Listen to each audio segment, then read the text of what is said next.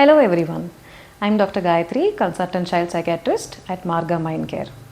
Today I thought I will talk to you about a child I had seen recently. This is in continuation to what we were speaking last time about how depression presents a little differently in children, right? So let's get into it, shall we? So this boy was a 14-year-old boy who came with his parents to see me. The complaints for which they came to see me were that there was a behavioral change in the boy. In the manner of child had difficulty in falling asleep, and the child was refusing to go to school, which was quite in contrast to how he usually was before. He was quite a regular child. They also told me that he would refuse to go in the morning, claiming that he had severe headache and it was stomachache one day, it was severe body pains. It would vary every day, as a reason that he would say that I don't feel like going to school today. They also noticed that he wasn't really doing things he used to like doing before, like maybe going out with his friends, playing football, which he was very interested in. So he was avoiding doing the things he usually liked doing before, and he was sort of cooped up in his own room, and he preferred to be aloof and withdraw. Whenever they would speak to him about it, he would snap back at them, and he would react in an irritable or angry fashion, which was quite in contrast again to his usual temperament. They found him to be quite easily irritable for even the slightest provocation or things these days. So these were the things that they noticed, along with decline in academic performance, which had been noted by the teacher and told to the parents.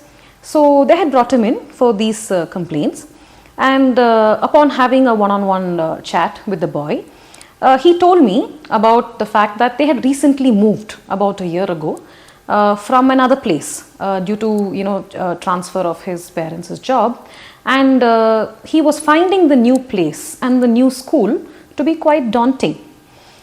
He was saying that there was a change in the curriculum, and he had not yet found his foot, if you can say, in this new place and new school.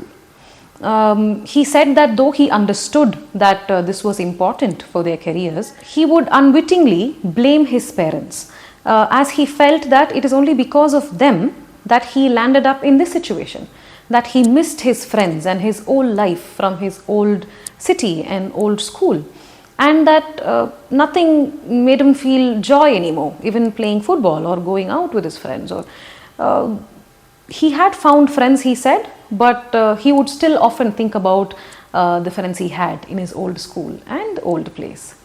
There were times when he would wake up at 5 or 6 a.m. and would dread the fact that he needed to go to school, that he had to face the day. And then he said that it would make him feel nauseous, it would make him feel dizzy, it would make him feel very uncomfortable in his own body. And it resulted in him avoiding the whole thing about going to school, which naturally reflected in his grades as well, because he felt that he was not able to concentrate like before in his academics, that he was making more careless mistakes, that doing well in school just did not matter anymore to him. He even told me that there were days when he would lie awake at night in the bed, unable to fall asleep, and would often think about, I just wish all this was over. I wish I were dead, so to speak. That was quite an intense session that we had with the boy that day. But it also helped me gain a lot of insight into what was going on in his mind and what made him feel the way he did and the way he behaved. So he was subjected to some assessments from our end. We did psychometric testing, which included some instruments called scales. And we both, me and the psychologist we have at Maarga, we both diagnosed him with adjustment disorder, with a depressed mood. Now you see, the symptoms of depression that this child has shown is not very what we commonly see in adults.